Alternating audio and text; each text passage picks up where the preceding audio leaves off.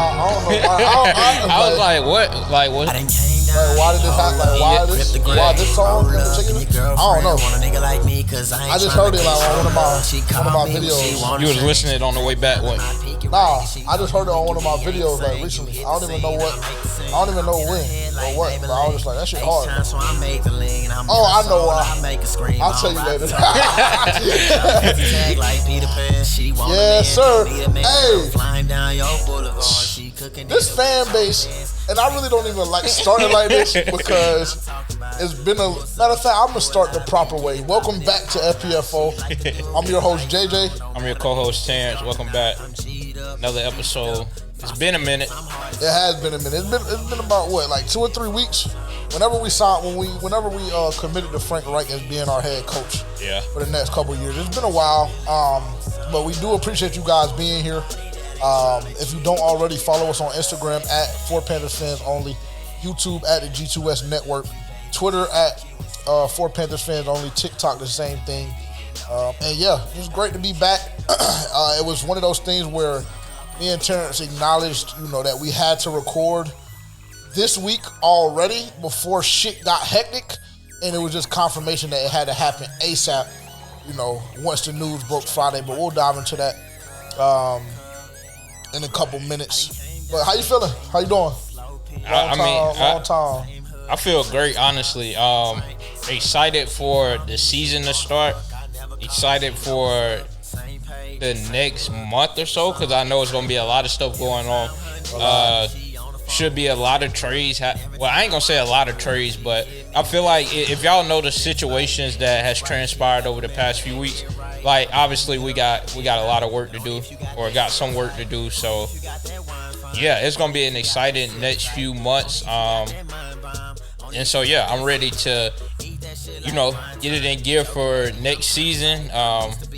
And we'll have a lot of stuff coming to y'all next season. So, excited to get it started. So, For sure.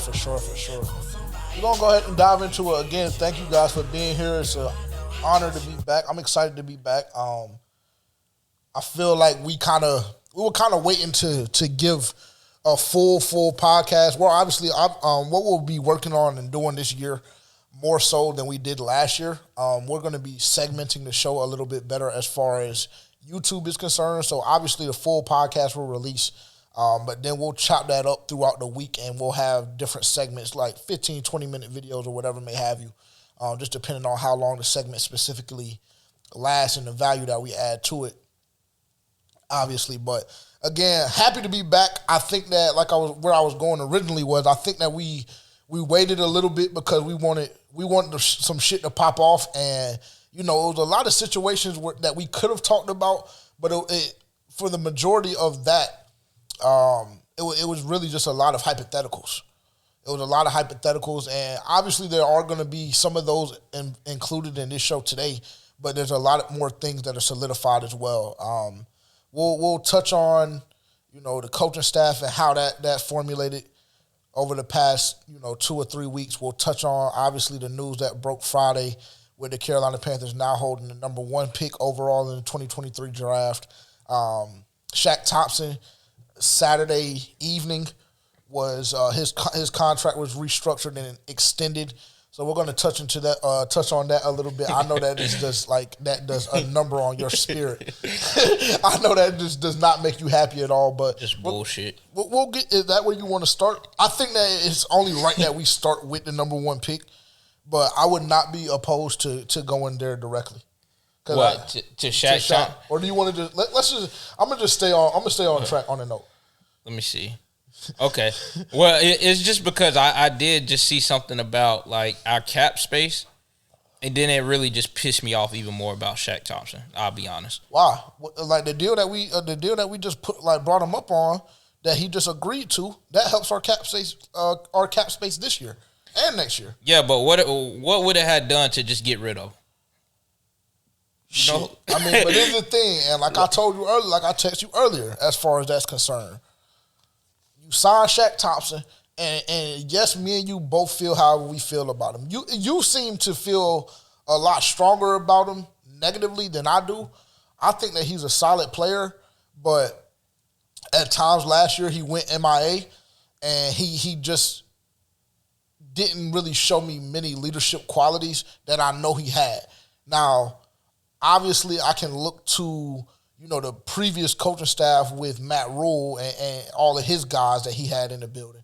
I could look to that, but I felt as though and to counter that, there were a couple of guys on the team that I looked to or looked towards to be a leader, and they answered the bell. And I feel like Shaq Thompson at times, again, just simply didn't do that. So I feel as though that's kind of where my discernment, I guess you could say, stems from him or for him, is just in that simple fact. But productivity-wise, again, there were some times where he went MIA, but, I mean, he had a career high in tackles last year with 135?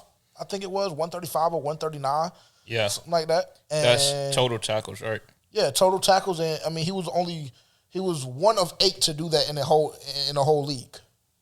So I mean, how like, it's not like it's terrible. It's not like we're dealing with just a bum off the street. Yeah. Like, he got some stock in here. We're going into his 10th year. Oh, found it. Cool. So it's not like, it's not horrible to me. It's not horrible to me. It freed up cap space this year, freed up a lot more cap space next year. I don't hate it. Yeah, I don't think it's necessarily horrible. Like you said, obviously there was some things that, in situations that he did go MIA, I just didn't feel like, it was a lot of plays that we pointed out last year that was just piss poor effort, which, I mean, I guess we can say that about a lot of guys on the team, but a lot of guys on the team, we don't consider them as leaders of the defense and leaders in the locker room. And so I feel like as a leader in the locker room and as a captain, like, we put you on the field for certain expectations. And there was a lot of games where he didn't meet those. Mm-hmm. And so, and honestly, I don't know how old Shaq Thompson is, but I think he's in his 9th year or going into his 9th year. So I feel like he's getting, I guess, kind of up there in a sense. And so I would have been okay with parting ways with him. I don't necessarily hate bringing him back, but there was also talk about us being, trying to sign the linebacker from the Colts, Bobby. I don't even know how to pronounce his name. Yeah. Okereke? Yeah. Maybe. He's a freak, but I think he's a free agent, right? Yeah. Yeah. And so, and he had 151 tackles last year. Total. So, I mean, 135 ain't that far away from 151, bro. Yeah, it's not, but also he's a younger player. I didn't watch much of him, but just by looking at his stats, I'm just like, that's somebody that I would like to have on the team. And honestly, I was just like, if re-signing Shaq got in the way of that and now we can't get him, then that's when it becomes a little bit of a problem. But it's not that major of a deal. It's just I would like for us to have a full, complete team. Like, I don't want, like, as many spaces and gaps in the defense this year, and which I also don't expect us to, like, make a run for the Super Bowl, so to speak, with a rookie quarterback. But I would like to see us be better than last year. And obviously, Frankie needs some help. We cut Damian Wilson. Who's the other linebacker we got? Keep forgetting his name, but he mud. I keep forgetting his name, but he was Corey Littleton. Yeah. He's gone, though. I think he's gone. I think we only signed him to a 1-year deal, though. Yeah, so the way I'm seeing it, we only got 2 linebackers, Frankie and Shaq. No, you got the young boy from Penn State that you brought up to me. Yeah, Brandon Smith, but for some reason you claim he just not. Man, shit. The only thing I told you was to me, he's just too slow. And you told me he ran a 4.5, and I said, I mean, that's cute. That's great, but 4.5 40 time is not the same as a 4.5 game speed. That might be true. We haven't seen him play much this year. I just have a hard time believing that Shaq moves around the field a little quicker than him. That's something that I will have a hard time believing.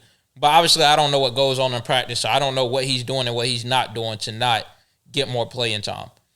But yeah, so I mean, with that being said, not to cut you off, but with that being said, we are going into the off season. Well, we're in the off season, so I mean, if he does what he needs to do, then that won't be an issue. And maybe his game speed won't be so slow, and maybe he'll get substantially more reps if he does what he needs to do. We are going hoping. to a 3-4. Yeah. So, four linebackers are going to be on the field. We're hoping. I don't even know how I feel about the 3-4, honestly. I think it elevates us because then you'll be able to walk Jeremy Chin down a little bit more, and he'll be able to be utilized as a pass rusher.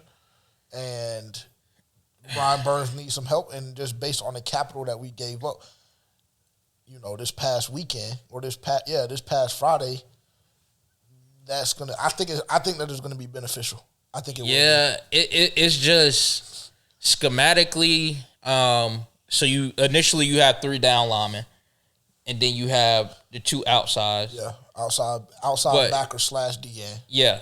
And most of the time they're going to be standing up. Yeah. I just like Brian Burns better with his hand in the dirt. Like I just don't like I don't think we've seen him play really like in that position where he's just standing up going after the quarterback. Like obviously we know he's shit in cover, so we seen him stand up when he do that. But I don't know. I just feel like he's more effective like with his hand in the dirt going to get the quarterback. I don't know why. I could be wrong. Like I said, we haven't really seen him. I don't recall seeing him like standing up in that stance and then rushing after the quarterback. Yeah. So I don't necessarily know how that looks, but I mean, I would go to say that he is it's debatable, but I would go and say that he is the best player on the defense. And so to build your defense around him, then I would want to go to a scheme that he's more comfortable at, that he would be more effective in. And like I said, obviously we haven't seen him in like run a 3-4 defense, so we don't really know. And then that also leads to say, do we have enough? Obviously, we got Derrick Brown, but do we have enough big bodies in the middle to stop the run? Yeah, as well. Since it's only 3 down linemen. I don't know. So we'll see. We're not too far away, bro. Like even though like the Super Bowl like just happened, I mean the way things are going now, the new season starts March 15th. The new league season, should I say, starts March 15th. So at that point, these trades will be able to start happening, these free agent signings, and the class will open up. So it's going to be very, very intriguing, and realistically, we're really not that far away. Because then once that opens up, you do whatever you're going to do. If you haven't already heard the news, the Carolina Panthers have traded up to the number 1 pick, traded with the Chicago Bears. The Bears, in return, received the number 9 pick, which technically would be the first-round pick this year. Second-round pick this year as well, with the number 61 overall pick. And then the first-rounder in 2024, second-rounder in 2025, and then the piece that seems to have the fan base in disarray for whatever reason, with all due respect. But DJ Moore was a part of that compensation package going over to the Bears for the number 1 overall pick. I'll start with my opinion, and then we can discuss, or you can give me your opinion, and then we'll discuss after that. I'm not mad at it. I don't hate it. I'm excited. First time that we've had a number 1 overall pick since 2011. So, I mean, that in itself is good, when you look at what it takes to be the number 1 pick overall. But I don't hate it. I'm not mad at it. Like, I see all of these fans on Twitter, all of these fucking Facebook GMs, all of these people that, have so much to say. And it's always so comical to me because everybody, once these players leave, specifically, the guys that are legendary Panthers or guys that are on the brink of being legends within the franchise, everybody seems as though they're up in arms and in disarray when they're gone. But when they're here, it's never really a level of appreciation, like a high level of appreciation. Like, so the fact that the fan base is just tweaked out and all of these, outside motherfuckers got something to say about us getting fleeced and all of this shit, et cetera, et cetera. To me, it's idiotic. I mean, it's just, to me personally, it just makes people sound extremely uninformed. It makes people sound uninformed, and I understand that, all of us, I would say 99% of the fan base believe that we made this move to get CJ or Bryce. And the issue I guess you'd be looking at, and I know that me and you kind of share this stance as well to a certain degree, but we're not overreacting to it. But the issue is, who's he going to throw the football to? Well, I mean, that's cool, but if everybody just fucking sit back and relax when the new season starts on the 15th, maybe that would be addressed. I've been seeing a lot of things about Mecole Hardman. I've been seeing a lot of things about Adam Thielen. I've been seeing a lot of things about Odell Beckham Jr. Everybody just relax. That's number one. Just relax. The Carolina Panthers are officially on the clock. And I don't know if you said this to me the other day or if somebody else that I listened to or heard the other day, but what was said was, I'd much rather be in search of a wide receiver to support my franchise quarterback more so than looking for a franchise quarterback with the wide receiver, a clear-cut wide receiver one. Yeah, that's what I've been telling people because they just absolutely, and I completely agree with you. Fucking dumb. Yeah, so to speak to that, I guess I have a few directions to go with this. I do agree that like a lot of fans are just too emotionally attached to certain players, and which is like, I mean, I get it in a sense if that player has been like one of your only bright spots within the past few years, which DJ Moore, Christian McCaffrey, like which those guys have been, and Cam Newton, and so I mean I get it, but in that same breath, like when it comes to a franchise, like I like DJ Moore. JJ, he ain't really like DJ Moore until this year. And I really don't know why, but I mean, so that's throw me under the bus. Because that's probably the only reason you not as upset that he's gone. It's because you were shitting on him all the way up until this past year. I mean, I won't say that. My knock with DJ has always been that I thought that he was soft. I mean, but I didn't take anything away from his talent. But I like dogs, so he just really until this year. He never showed me that he had that in his soul. He never showed me that he was one of them. I just don't really see how he. I don't get the. I don't really see how he was being soft. But I mean, go look at it. I mean, go look at the film. What do you mean? His first 4 years of his career, every time he touched the fucking ground, every time he touched the turf, catch or not, it takes a nigga 3, 4, 5 seconds to get up.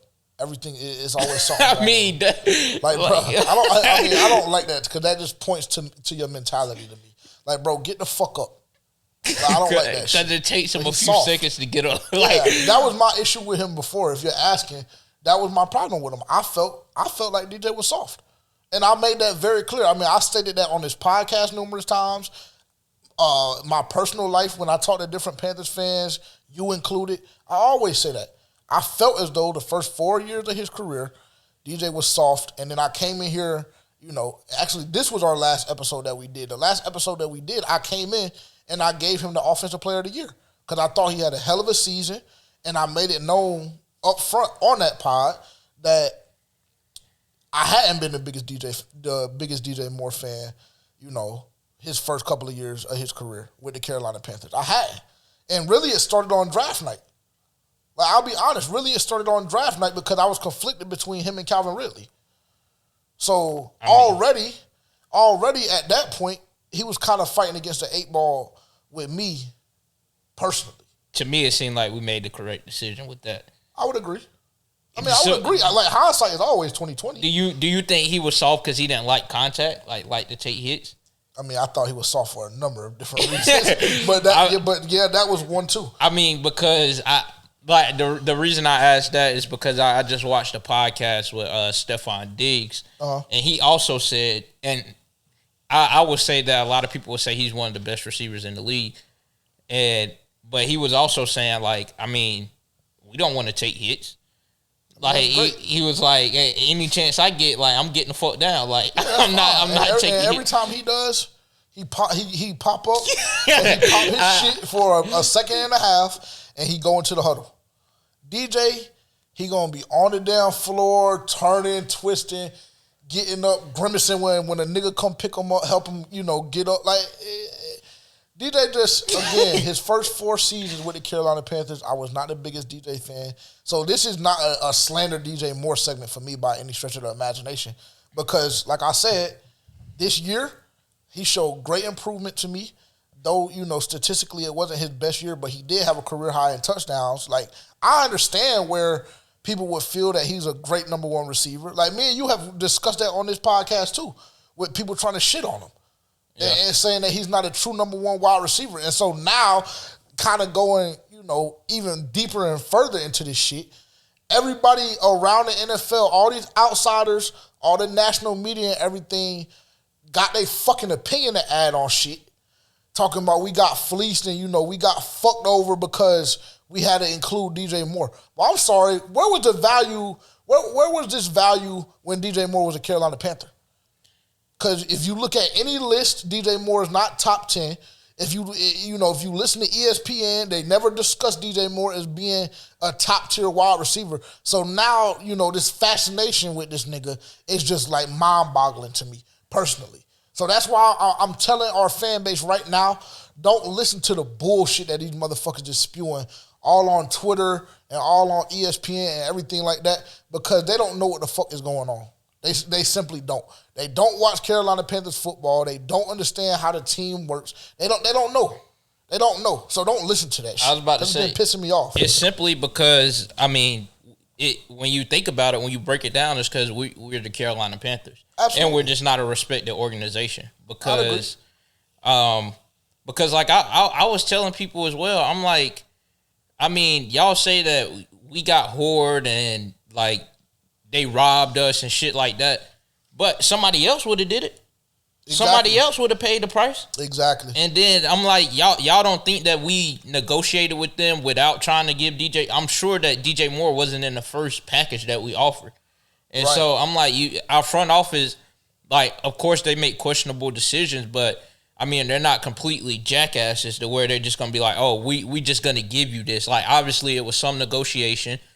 And the only one that would have got done is the one that included DJ Moore. Yeah, that's the reports that I saw. Yeah. They said that the Chicago Bears were not going for it unless DJ Moore was included in the package. If you ask me, if you take the picks away, because I also understand and realize the capital that we gave up in the draft this year and years, going forward. I understand that.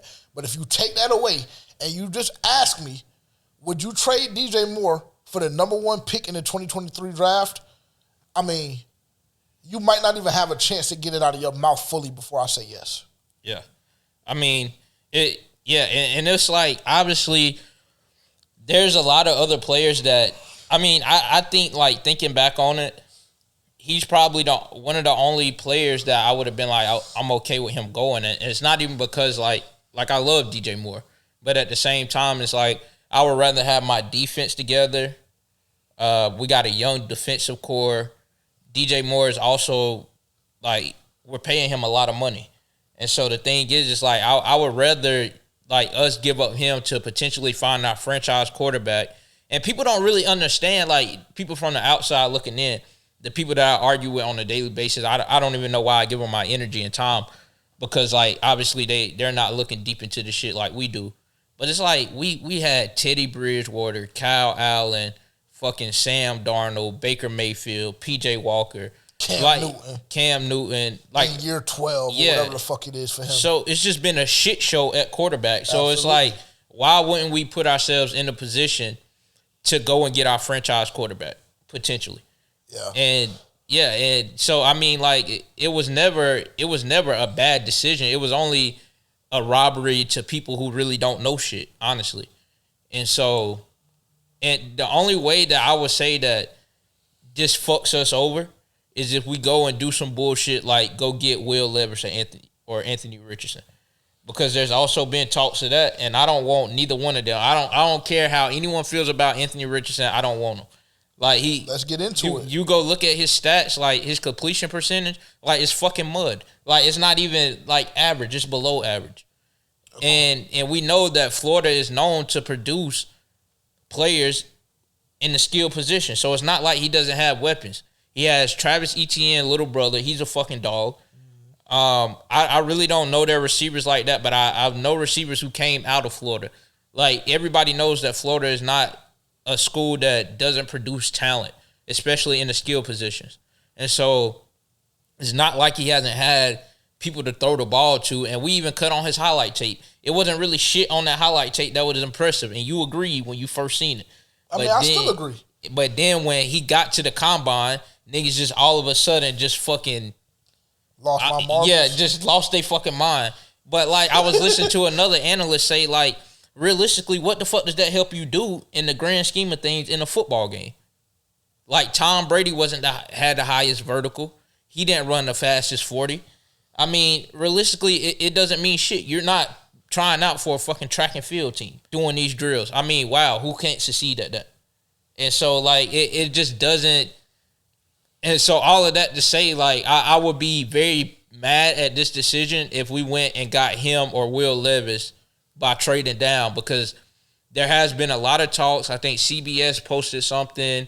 Oh, it's been confirmed. Yeah, I heard stuff from even like the Charlotte Observer, like people that are very close with the team. That's like, if we go in feeling that we like multiple prospects, then we're gonna trade down. Yeah, I mean, this came from Dove Kleiman 3 hours ago.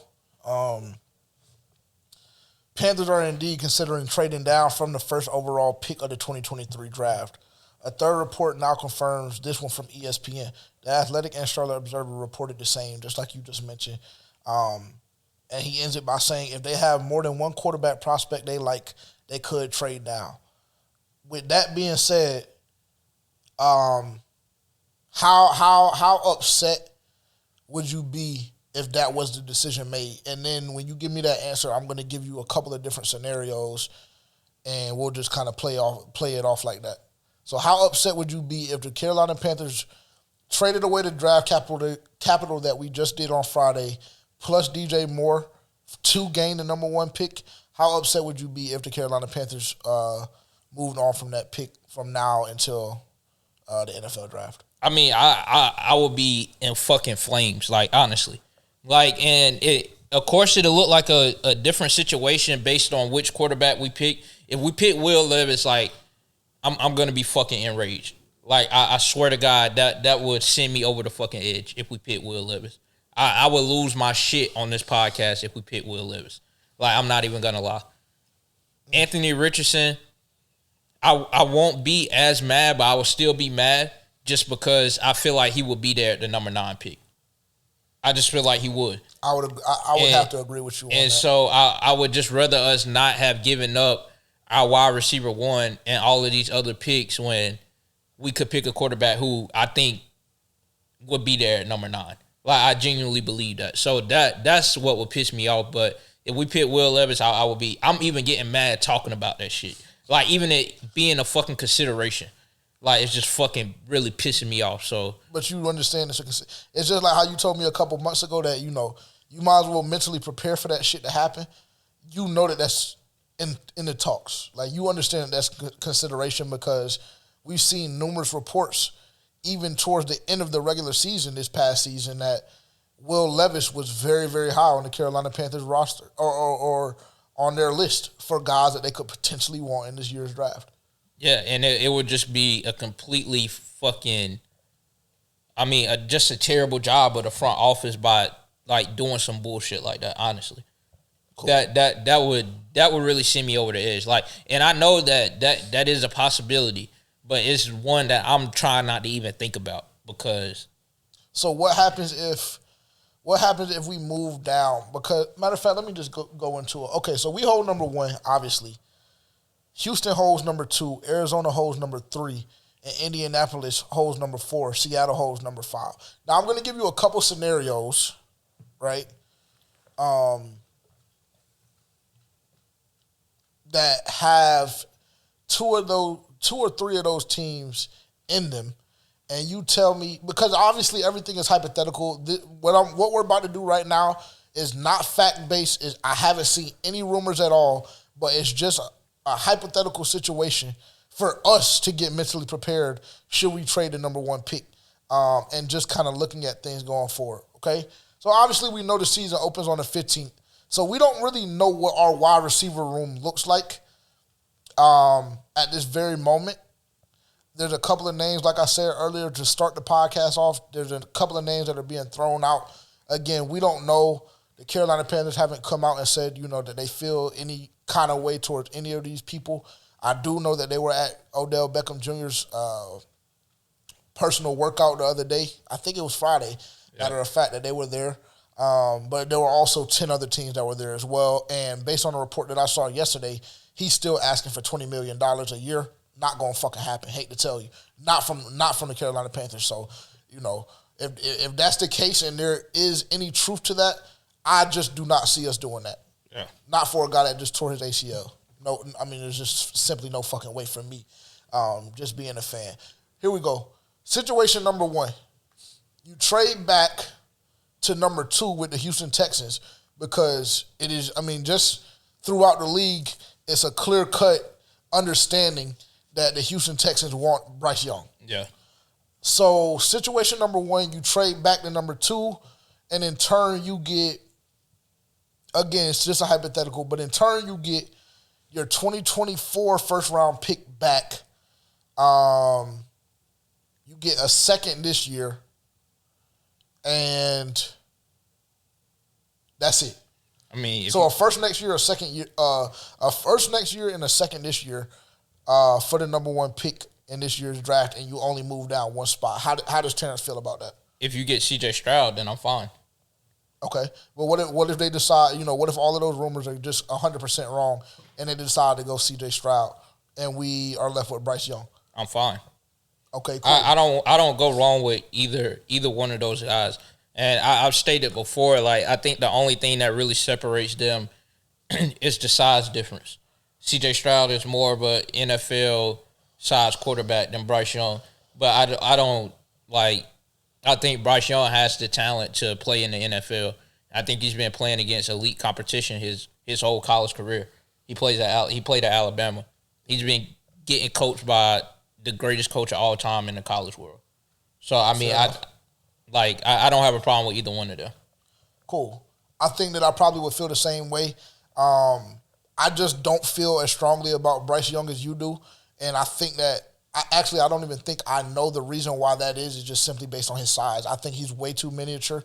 I don't believe that shit will translate to the NFL. And I think that his growing curve would be a lot slower or, take a lot more time to develop than C.J. Stroud. But that's just my opinion. But again, I would not be pissed if that deal happened and we were left with Bryce Young. I wouldn't, because I do believe that Bryce Young is, I think it's 1A and 1B, and you can put C.J. and Bryce wherever you want to in that list. So yeah. I do believe that he's the number one prospect this year. I honestly do. Well, before you move forward, then how do you feel about Kyler Murray? Because I think that I don't think Bryce Young is as elusive as Kyler Murray. Yeah. But Bryce Young has great pocket presence and he can still run. He can run. Yeah. And so, and I think that the only reason Kyler Murray is just looked down upon is just because his intangibles off the field. Yeah. He's on bullshit off the field. He doesn't do his film study and shit like that. And to even where they had to put it in his contract clause. And so that would probably be the biggest knock that I had on him. If Bryce Young has the same mentality as Kyler Murray, I don't fucking want him, because I want somebody that wants to be here and that wants to win right now. Well, I'm talking about as far as size-wise then. Because I think Kyler Murray is smaller than Bryce Young. The biggest problem that I have with this is just the fact that I don't want a guy, and this is going to kind of sound like a contradiction, because a month ago we came on the podcast championing so hard to go get Lamar Jackson. But I really don't want a guy that has the injury history that Kyler Murray does. And I think that's why I don't want Bryce Young, is simply because I feel like smaller quarterbacks get hurt a lot easier, just based on size alone. So, if you can play phenomenal the first 13 or 14 weeks in the season, we're sitting at 12-2 or whatever the fuck. Even say if we're sitting at 10-3 or 10-4 or something like that, but we've already clinched the division and we're looking at the playoffs at this point in the season, I don't want you getting hurt in a fucking bullshit regular season game because you're not big enough and your muscles aren't developed enough to take a weak ass hit. And now we're looking lost with our dick in our hand because our quarterback is fucking 5'11", 180 pounds. Like that's my biggest problem. The size is my biggest problem. I think Bryce Young is extremely talented. Do not get me wrong. I think that Bryce Young's, one of the best quarterbacks in college football over the past couple of years. I mean, that's not even debatable in my opinion. But in that same respect, that size really, really, really just fucks me up, bro. It really does. Like, it really, really honestly does. Yeah. I also just feel like with that, like, I mean, granted, like, shit happens. Like, God forbid that he is, like, injury prone. But I just feel like he's going to have access to a lot more resources in the NFL. And with the money that he's making to take care of those issues, if that's something that he's serious about. Yeah. As far, like, obviously he can't do shit to change his height. Yeah. But he can do shit to add on more muscle to learn how to avoid big hits and things like that. And which I don't think he necessarily had a problem with that in college as it is. I didn't really watch Alabama football, but I don't really recall him being hurt. I mean, I don't know, but what I do know is in college you're playing with boys. Yeah, like it's a. Don't get me wrong, it's a lot of grown ass men in college too, but it's just different, bro. I mean, NFL bigger, faster, stronger. I think that the NFL and college are substantially different football wise. Even more so if we were comparing something to college basketball and in the NBA. I mean, I think that you have to be just cut completely different to play in the NFL. I really do. Yeah, I mean, I agree, but like when you look at in the grand scheme of things, like those college players, those are who are playing in the NFL. Like obviously they have to make like a big adjustment, but and then I also say that with pairing it with the way the quarterback is protected now, it's just like it's hard for him to get hurt. Too. Yeah, it will really because you can't even tackle him and fall on him anymore. So that saves them from a lot of injuries. Like I feel like a lot of injuries that quarterbacks suffer now is just like putting themselves in just fucking terrible positions. Other than Tua, and I don't even. Nah, I'm being dead ass serious because that's a smaller NFL quarterback. Yeah, that has a lot of talent. His arm looks good. His decision making is for the most part good. A high prospect coming out of college and into the NFL. But now we see him, and his fucking brain is just mush at this point. Yeah. And I say that, and I mean that sounded extremely unsensitive, and I really didn't mean to come off that way.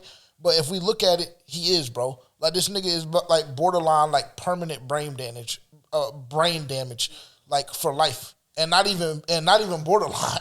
Not even borderline. Like not even borderline. This nigga's brain is fucked for the rest of his life. And it's simply based on his size. But I just think that's an exception though. Because I don't really see you don't really see other quarterbacks of that. Like Kyler Murray, obviously he tore his ACL, but it wasn't like I don't remember exactly what play he tore his ACL on, but I don't think it was nothing that is as freak as Tua. Like it's really just like an exception. Like that nigga just got bad luck or something. Because that shit happened like back to back. It ain't really shit that you can do. Because now we got to think about these niggas just running 4.4s, 4.5s too. Just like the skill position guys.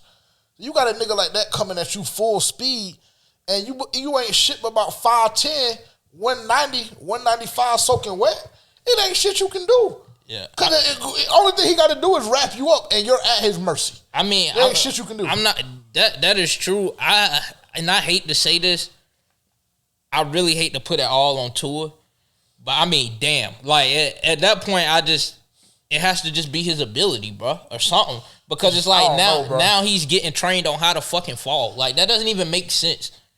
Like so, honestly, something's just not clicking to where he's not sensing pressure, or I don't know. Like it's just he just unlucky as fuck for some reason, and so I just feel like it just wouldn't even be fair to compare Bryce to like his situation. Why not? They're the same size. Yeah, But like other smaller quarterbacks, you can say it's an anatomy, but at the same time, like that shit can easily happen though. It can, but other smaller quarterbacks are not like getting done how Tua got done. Like that shit is just not. It's been a long time since quarterbacks have even got put in the dirt like that. Period.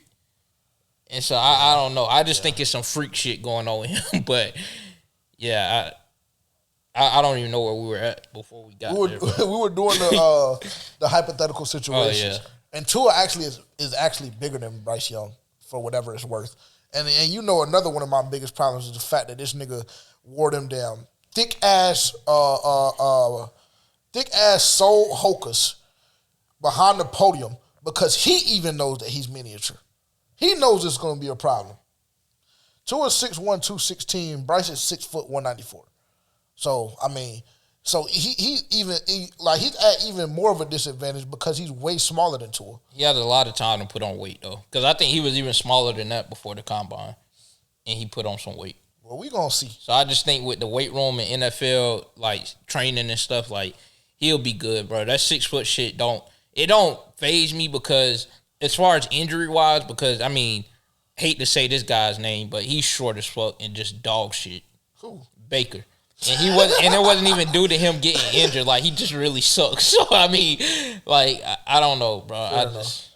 So as far as our hypotheticals go, you're taking that deal from the Houston Texans. Yeah, we only moved down one spot. It could still grab either Tua or not Tua, but Bryce Young or CJ. Like, yeah, okay. The Cardinals, they obviously don't need a quarterback, so they're really not a threat to either one of your guys. If either one of your guys are Bryce or CJ, which I'm assuming that they are with you moving on to the 1 pick, they're not a threat to get either one of your guys because, like you just said, they do have Kyler Murray. So what would be a hypothetical trade with them? They got to include DeAndre, of course. That's not even. I mean, that shit is not even a debate. We get their first round this year, which would be that 3 pick. We get their second round this year, but we had to give them our third, and they'll give us their second next year. That the way I just heard that, it doesn't seem like they will make that trade. Just because, Arizona? Yeah, just because we're taking DeAndre. I mean, we're taking DeAndre. Any deal that happens with Arizona, they got to come up off the number. Yeah, but we're taking DeAndre and we're taking their number 3 pick. Yeah, but they're getting their number 1. I don't think I personally don't think this deal would happen only because they know that Houston and Carolina, both teams that are ahead of them, are going quarterback. And they have no need for a quarterback at all. And I think if this means anything, I think if a trade was to happen with our number 1 pick, it would happen on draft night. Fair enough. Like what happened during the draft, I feel like. Fair enough. And we'll just go here because we can look at Seattle, but I don't see us going back down. I don't see us going down to 5. I really don't. I don't see us going down to 5 or lower. I think it stops right here, and it would be with Indianapolis. Indianapolis, they hold number 4, so we would swap picks with them this year. Let's say we would get a second round pick from them as well for them to move up to 1, because at this point there are 2 teams ahead of them that are going to go quarterback. So if one of their guys is Bryce or CJ, then they're fucked, right? So we get their first round this year. We go ahead and swap, and then we get a second round this year as well, making up for us getting rid of that 61. And we get a third from them next year, but we have to give them the 1-1 this year, and we have to also throw in a 5th next year. You taking that deal? With no players added, because I could have got freaky and said that they got to throw in Michael Pittman too. But with no players, just straight trade capital, are you willing to do that? So to get your second and third back this year? But they're taking the number 1 pick. But they're taking the number 1 pick. It's going to be a pick swap. I just feel like that would fuck us. Why so? Because I think either teams at the top, 1 or 2, are picking Bryce or CJ. I don't see any teams reaching to go get Anthony Richardson or Will Levis. Yeah, but but the thing about it is, if you like four and you can get trade value, and again, I think that if that deal were to happen, I think that Michael Pittman would have to be in that package if you're the Carolina Panthers. I do, but just for the sake of the argument, I didn't add him. But if you like four quarterbacks and you're the Carolina Panthers and you feel like they're all pro ready, they're all NFL ready, and you feel evenly about all four of them, what the fuck does it hurt you if anybody gets Bryce and CJ if you feel the same way about AR and fucking Will? I mean, that makes sense, but at the same time, that's just fucking delusional to feel that way. I mean, I agree with you, but I mean, just based on reports, again, they really, really, really like Will and Anthony Richardson as well. Yeah, to feel like that about all four is just fucking delusional. But, I mean, I will also say that, I mean, if they do feel that way, then any scenario that you name wouldn't be bad for them. Like, if they feel that way about Anthony Richardson and Will Levis still, which would just be delusional. Yeah, wouldn't even make sense to me, honestly. Because I really just don't even see how it's just not one, like, CJ or Bryce. Like, those are the only, like, as a GM, like, I'm going in, if I have the number one pick, it's either those two. Like, that's what we're focused on right now. Yeah, I mean, I would have to say, like, it has to be that. It really does. Like, I agree with you in that stance. Like, on that stance, it has to be that, because if you go in there with the mindset that Will and AR are on that same level, I would say for one, you're delusional, and for two, I mean, I don't understand why in the fuck you would give up DJ to go get that number one spot and give up all the draft capital that you did if you felt that same way, because me and you are both under the belief that both of those guys will still be available at number 9. Yeah, Atlanta already came out and said that they weren't going quarterback and they were riding out with what's bro's name? Light skin. Yeah, they already said that they pretty much rocking out with him, and that if a quarterback that they love is still on the board, they'll go. And you know what who those two are going to be? CJ and Bryce. Yeah. So yeah. And they'll be gone. They'll be gone by the time Atlanta gets there at 8. Yeah. Vegas, they need a quarterback, so I can understand why Vegas might scare you a little bit as far as that Anthony Richardson and Will Levis stance goes.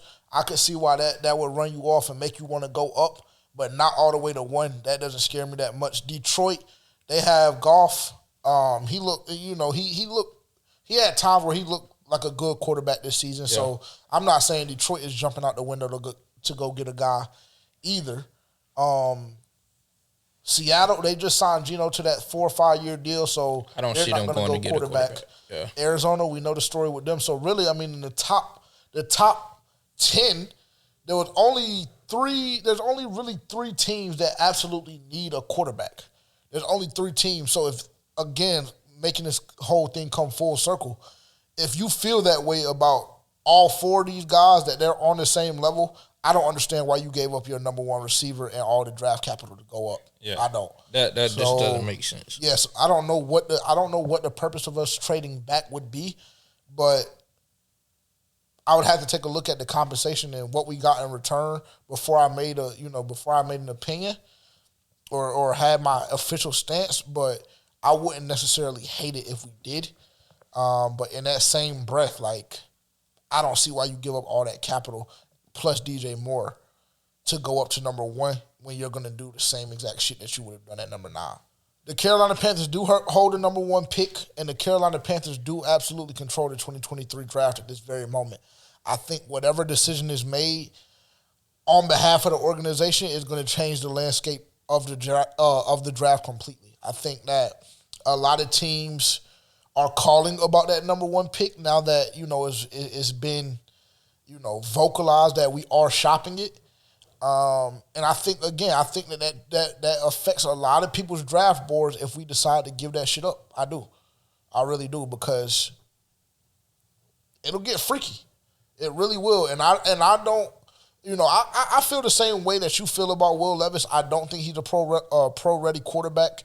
I think, saying this as PC as possible, I think aesthetically, when you look at Will Levis, he fits the mold a lot more than the other, top prospects, other top quarterback prospects in this year's draft. And again, I say that with no malicious intent at all, but I also understand, the climate of the country that we live in, and I'll leave that there. But so circling back, I think aesthetically, Will Levis looks like a pro ready quarterback, but I feel the same way you do. I don't think he's talented enough to be on this level to make a significant impact, and so I think that there's a lot of teams that may have him on their draft board solely based on the fact that may be the only resort, their last resort. So, I mean, don't get me wrong. If I'm picking in the top 10 and I absolutely need a quarterback and Bryce, CJ, and AR are both gone, I guess that my hands are tied and I guess that I would settle for Will. Because he is better than other prospects in the draft, don't get me wrong. But I just don't think that he's good enough to make a significant impact. I don't. So we'll definitely be watching that close. I'm excited, bro. I'm excited. I'll be honest with you. I think that we're as a franchise, I really, really, really feel like we're in a great position. I do. And I know a lot of people are up in arms about us moving up to one and what it costs. I know a lot of people are hurt about DJ being gone. But I think that as a franchise, we're in a good position. I think that this front office seems extremely competent at this very moment, which could have been argued the past year and a half, all the way down to when Dave Tepper bought the team. So I feel confident in our front office right now with Fitterer and Tepper and Dan Morgan and all of those guys. I don't know. I'm excited, bro. I'm very, very intrigued to see how this next month goes. And I guess, again, moving on here, what would you say is kind of the next step that we need to attack? Because for me, I think that you have to go wide receiver. And we'll play another hypothetical game with that as far as the free agents that are available right now for this year. But I think you have to go wide receiver. But to me, before you even look at that, the first thing that has to be done, in my opinion, is you have to re-sign Bradley Bozeman. Yeah. That's step one to me. And then I think step two, which should happen damn near in the same day, is you got to go re-sign Deontay Foreman as well. What about you? How do you what as far as priorities go, what are you looking at right now to be addressed March 15th? We're about 48 hours away right now, maybe 40. We're about 40 hours away right now to the new season beginning. So what are you looking to see as soon as the new season starts? I definitely think you gotta go wide receiver by any stretch of the imagination. You have to go wide receiver. That's not a question. Especially because at this point you're going quarterback in the draft. Everybody knows that.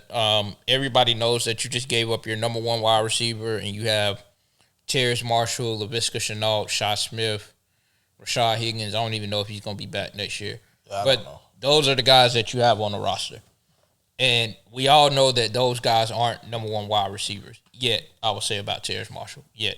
Cool. And so we know you have to go wide receiver. That's number one after you draft the quarterback. I think there's a very strong I think they'll re-sign Bradley Bozeman.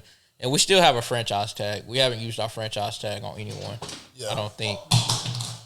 I think that if that were to be the case, I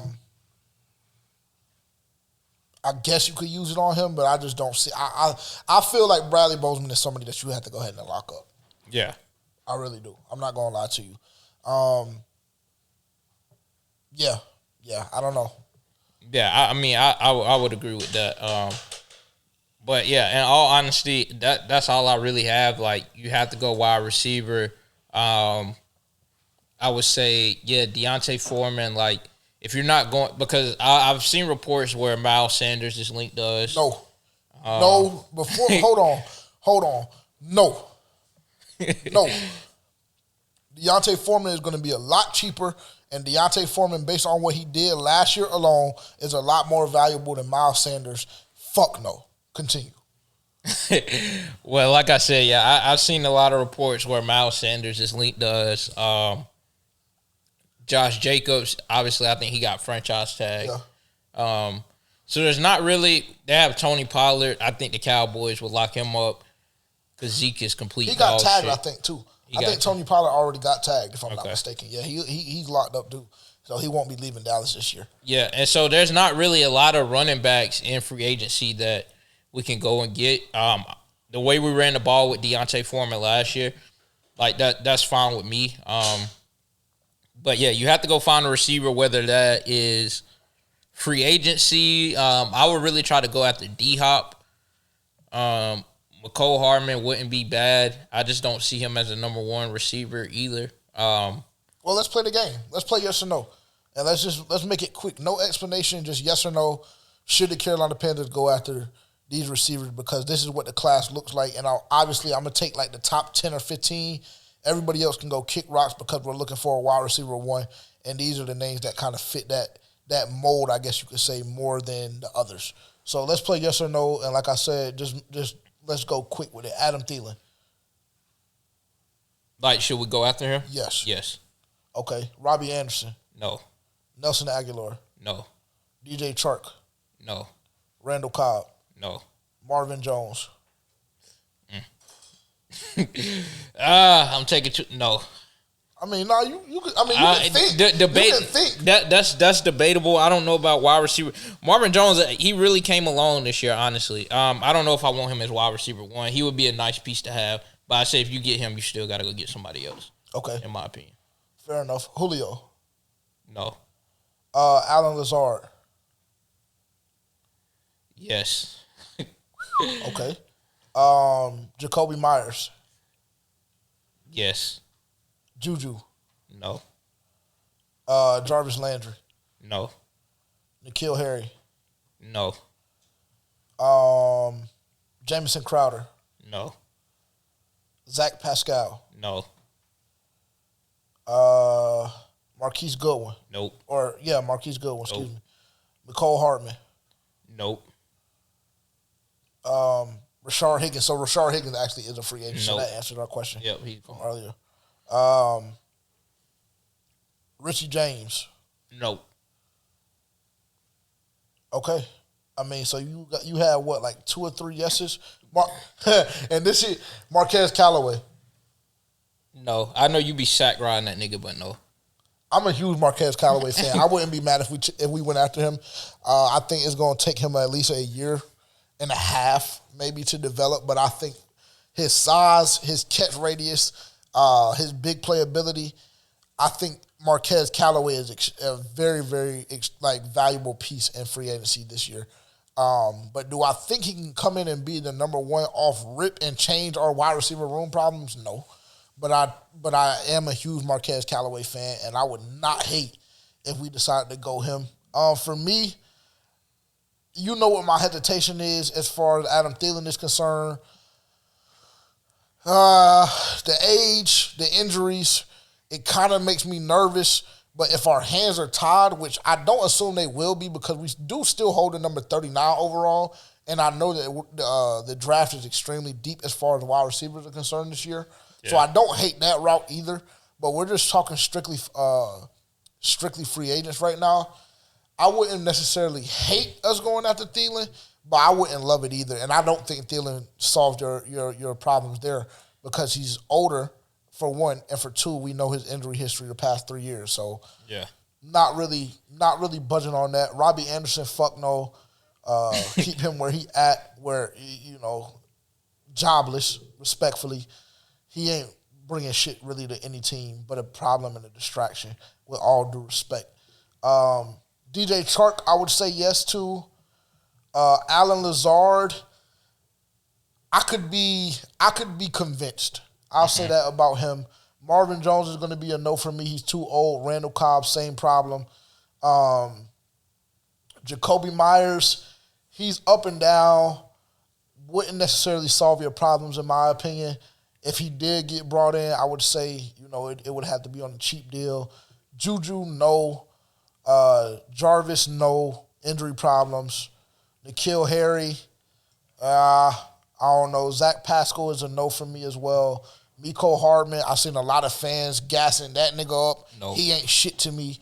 I'm going to say no that way. Marquise Goodwin, he's too old. Nope. Injury problems. Another name. This name actually very intrigues me a lot. And I actually didn't see it the first round, the first go when I was saying them to you. Noah Brown. 85 Dallas Cowboys. Dresh. No. Fuck no. I would not hate that. Well, because that can go hand in hand. Like, a lot of those receivers that I said no to, like, I would be fine if we brought them in, but to bring them in to be a number one, then that's not. Because it's like a couple of those receivers, like, if we obviously didn't have anything else we could do, like, I wouldn't be mad bringing some of those guys in. Yeah. But with the mindset that I'm still going to get somebody next year. Like, if I got to have them this year, okay, cool. Because I don't expect to win a Super Bowl this year. But am I bringing them in because I know I'm going to get somebody next year? Like, I know I'm shooting for the fences next year. Yeah. Like, I'm bringing in a big name. And this is like, a way, way, way, way, way too early prediction. But on record, I'm going to say the Carolina Panthers next season, not this upcoming season, not the season that starts March 15th, but next season, the Carolina Panthers will be in the NFC Championship. And I'm so dead ass. I'm so dead ass. The cap space that we have, as well as going to be having a franchise quarterback, the Carolina Panthers will be in the NFC Championship in 2024. I'm not going to go that far, but I will say that I think we will be some very happy fans that year. Because okay. I think we do make the playoffs that year. I think we make the playoffs this year. Who the fuck is realistically? Who the fuck is stopping us in the division? I don't think it. We just have to see. Like, I will be able to make more of a decision based on what we did at quarterback, because we still know how if we go get a Will Levis, that completely just takes. Bro, even if we do go get Will Levis and we re-sign Deontay can win you the division by his fucking self. This division is so weak, bro. And I saw a report. I've been seeing reports all day. Have you seen them? Who the Tampa Bay Buccaneers are going after? Yeah, I seen that. I mean, that shit would make my heart happy. Yeah. Should the Tampa Bay Buccaneers go after Baker Mayfield and sign him, that shit would make my heart smile, literally. Like, I would be joyous for the next 4 to 5 days just knowing that we get to play Baker Mayfield twice a year. Yeah. I would. Well, like, going back to the wide receiver situation, it's completely off topic, but not really. What pick do we have? Second round? 39. That's kind of far, isn't it? No, I don't think so. It's so tough because, for me personally, like, I watch and I look at a lot of NFL news, but I study the Carolina Panthers. So I don't really necessarily know what every team needs and what every team is looking at, in the draft. So I don't know if you're kind of hinting or inferring towards what, receiver would we get.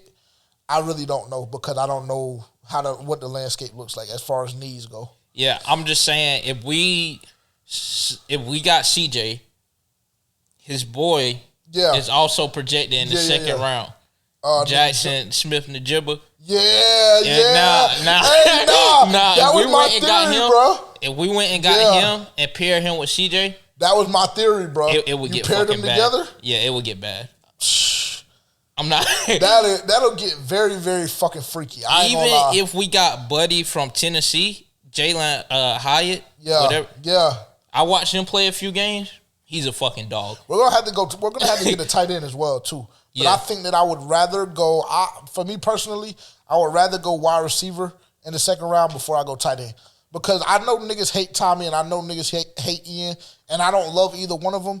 But at the same time, I'm just not under the belief that you drafting a tight end makes or breaks your season this year.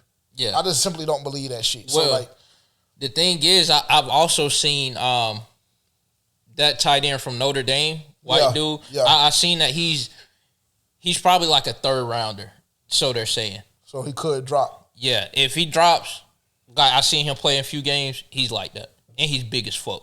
But he can really catch and get up and down the field. He was embarrassed. He played for Notre Dame. He was embarrassing niggas. I'm gonna have to check out his film. Then. Yeah, he's like that. I think I seen him when he played against Carolina. I mean, he just fucking obliterated us. Damn. Like that's like their only scouting report. Have your eyes on Matthew Mayer. Really? Yeah, that's it. Yeah, he's one of them. Interesting. And so, like, I don't know. It's just like a lot of situations could go our way in the draft. Like, Odell, yes or no? If he's asking for $20 million, like you said, then no. But based on 12 and a half. 3 years, 12 and a half. Yeah. Matter of fact, check that. 3 years, 12 and a half a year. Yeah. Well, let me because this is what I forgot to bring up earlier. We're still here. Yeah, I had something. I seen our cap space. Let me get back to it.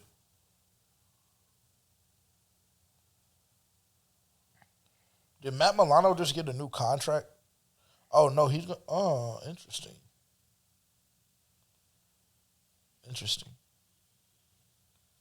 Let me see. Yeah, bro, listen. Like I said, I think I said this on the Instagram live the other day. I love Odell. Like, I love the flamboyance. I love the swag. I love the dog in him. But, like, if you're asking for $20 million and you're going to come be a distraction in any way, you're getting fucked up on the plane and just ass out on the plane drunk, like, and you're not going to be able to know, how to control yourself. I mean, just keep that shit wherever you're going to go. And I just simply I cannot give Odell $20 million coming off an injury. Yeah, I can't, bro. That's just. I mean, me personally, I just simply can't do it. Yeah. Our cap space, we're number 11 in the league. $22.7 million. I was seeing something that people were like, take 10 to 15 of that away for Bradley Bozeman. Okay. You're gonna have to. Yeah, and so I don't know where that leaves us. Like, that doesn't leave us with a lot of wiggle room. Yeah, but you can do something. Yeah. You can do something because you can. I mean, we mentioned Miko, we mentioned Thielen. Like, those guys are not going to be asking for the amount that Odell's asking for. And obviously, I mean, they understand their market value. Yeah. So they're not going to try. There's a couple of those names on that list. Like, DJ Chark is also another name that really entices me because we saw the season that he had this year. Yeah. Jared Goff is his quarterback. Now, obviously, we'll have a younger guy coming in, and we don't know what they'll be. But DJ Chark has been a solid wide receiver since he's been in the league. What has he been in the league? 4 years now? 5 years? Yeah, he's been coming along as a receiver. Yeah, for sure. So DJ Chark is another name to look out for. I haven't seen his name really pop up on anybody's list or any, reporters or reports rather. But definitely look out for DJ Chark. I know that you're not intrigued by it, but Marquez Callaway is another name that could kind of fill that hole. If you're stuck with having two wide receiver twos as your starters. Noah Brown is another name that I just absolutely love Noah Brown. I love Noah Brown. I would not hate Noah Brown being a Carolina Panther either. Do I think he's going to automatically be wide receiver one? No. But can he develop into that? Absolutely.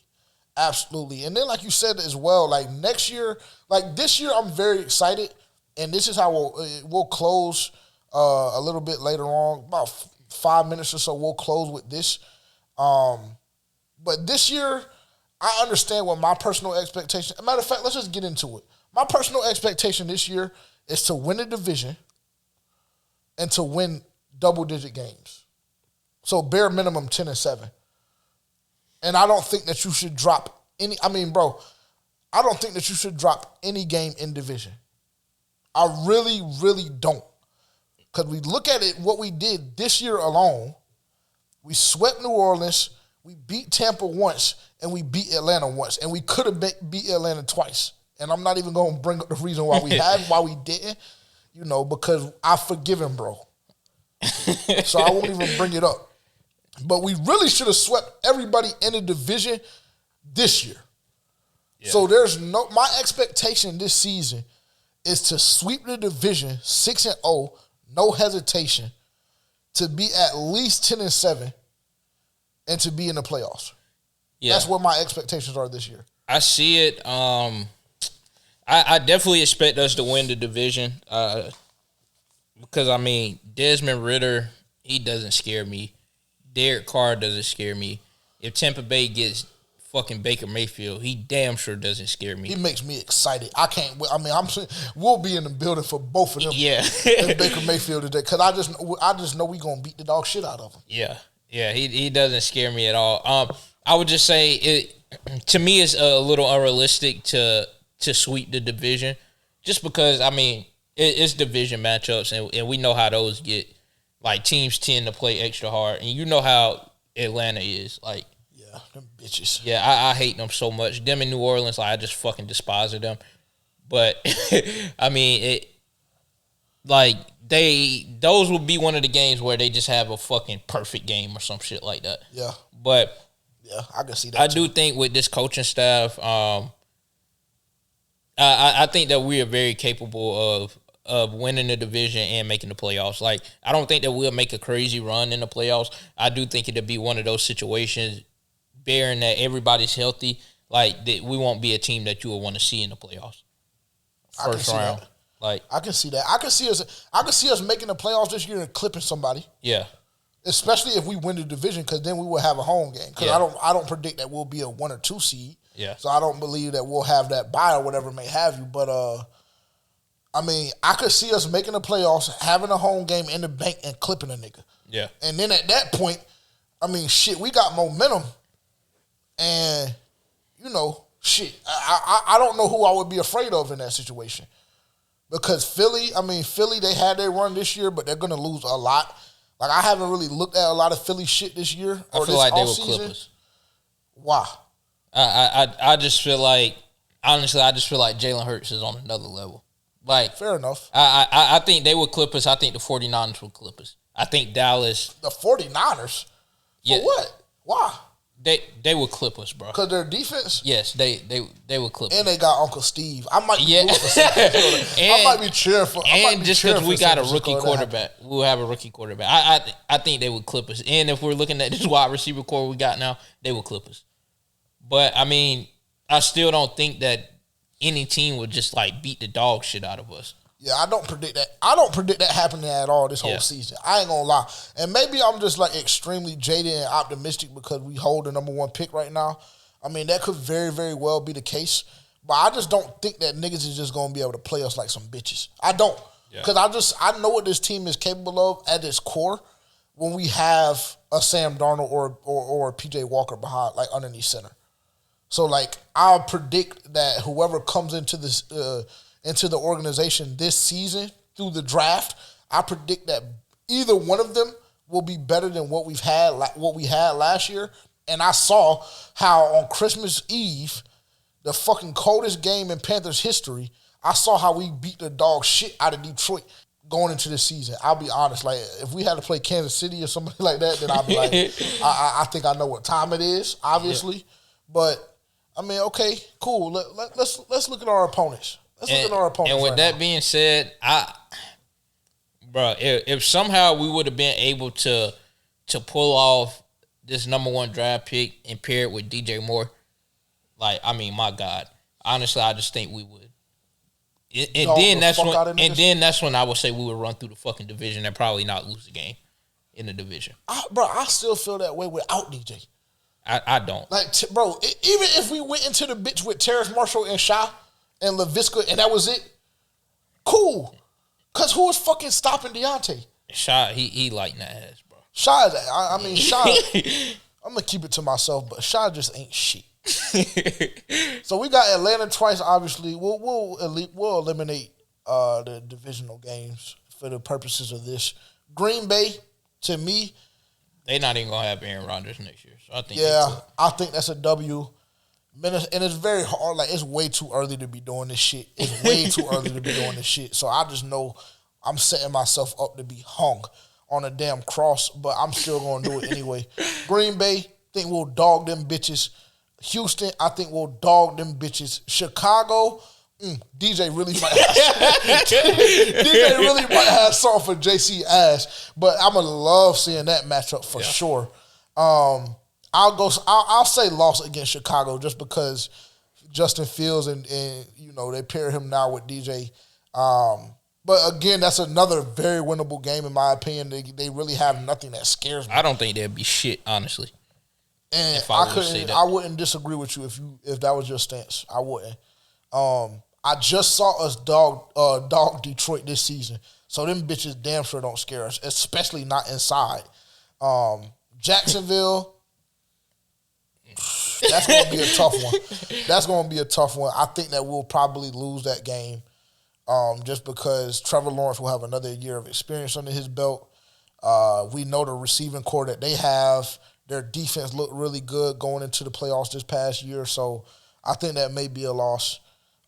Tennessee, that one, again, it's hard to tell because I don't know who's coming. I don't know who's rolling out for these guys roster-wise, so it's hard to tell. But with them saying that they shopping Derrick Henry, I mean, fuck. That's the only thing I'll ever really worry about in the whole fucking league is Derrick Henry. And then they clipped Robert Woods, so. Right. So their receiving core ain't looking the best right now either. Yeah. So we will see about that one. Dallas.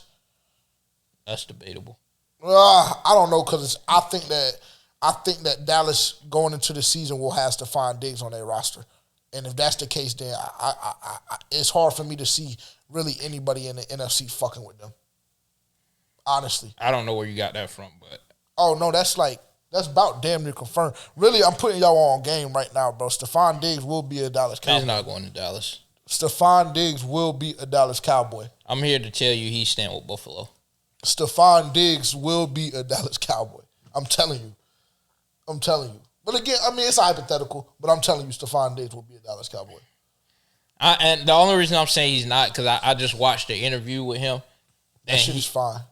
I mean, it's fine, but this is him speaking his words, and he's telling you, like, he was just like, honestly, like, they have every tool to win a Super Bowl in Buffalo, which I agree.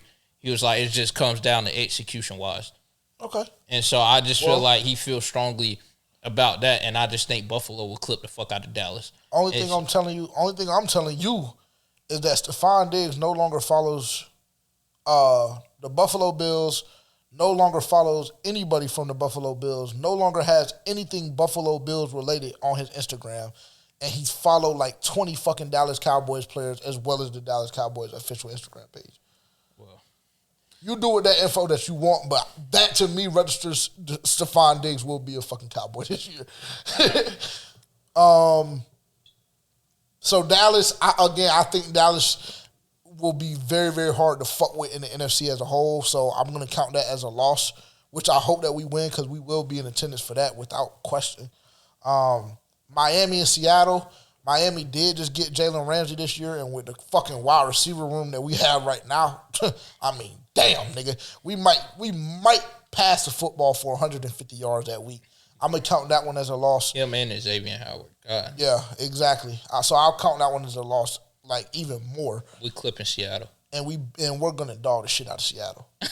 We're going to dog the shit out. Seattle means nothing to me. Yeah. The way we went into that shit, yeah.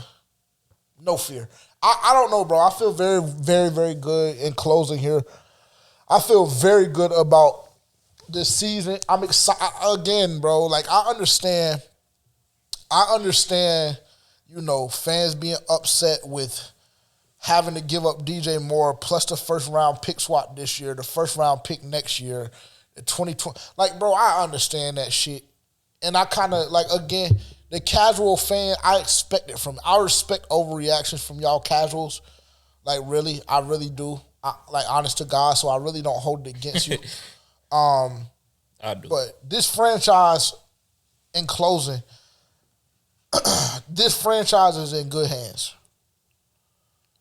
Now, if you would have asked me that at the beginning of last year, I would have said fuck no, because I understood who our head coach was. I understood who our owner was that signed that head coach.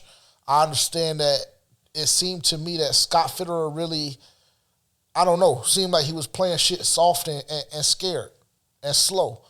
But this offseason, already up until this point, I mean, if you just look at the coaching staff and the names that we've added, just from a coaching staff standpoint, this team, this franchise is in very, very good hands. Very, very good hands. And I know that you feel how you feel about Frank Reich. I already know. I know that you still on his ass if shit don't go how it's supposed to go. But it's about damn near impossible for him to fuck this up. I won't say that. It's damn near impossible for him to fuck this up. But then, I'm telling you. I wouldn't say that. I would say prediction wise, get to me after the draft and probably when I'm making my way to training camp. I have more. That's for him. I can go ahead and tell y'all right now, be prepared for me to be on this podcast a lot this season, letting my dick hang. And see, that's how he gets. That's how he gets, and then it's just, yeah, that's how he gets, and then it's bad from there. But he hasn't realized that yet. So no, I realized it. I've realized it. And you came in here with the same energy. Yes, that you're gonna have these crazy ass expectations, and it's not crazy to win 10 fucking games is crazy. 3 games above 500 is crazy. Just make the fucking playoffs, beat the shit out of everybody in the division like you should. Make the playoffs and possibly win a fucking wild card game. That's not crazy. If I would have said what I said, saying that we would be in the NFC Championship next year, and I said instead of next year, this year, then you could call me crazy. But you just know shit don't. That's what we should do. Yes, that's what we should do. But you just know shit don't usually happen like that. So I'm just saying you need to leave a little bit of room for error. Nigga, if you watch this podcast regularly, and even if you're new, you might not know how I give it up when shit going when shit going right and good. But if you don't if you don't really fuck with the Panthers or whatever like that, and you be on some hating shit towards me off rip, I can go ahead and tell you, do not tune into this pod this year. Because I'm feeling like we really might be slamming niggas the fuck out. No cap. That's how I feel. I'm telling you. I'm feeling like we might dog the fuck out of niggas this year. Like I said, get to me after I see who my quarterback is, and going into training camp, I get to see my 53-man roster. Now, if we sign Will Levis, we'll be canceled. So if we draft Will Levis, FPFO will be canceled. So, go ahead and find a new podcast to listen to just as a backup. If this is your primary source for Panthers information and opinions, I'm going to go ahead and tell you, if y'all here on fucking draft night, they say the Carolina Panthers have selected Will Levis, go ahead and register in your brain. FPFO is fucking canceled. I'm telling you. And there will be a lot of disclaimers coming before that episode comes out. Yeah. Even because I don't even know how long the episode will stay up on platforms. They know where the fuck with us on Rumble.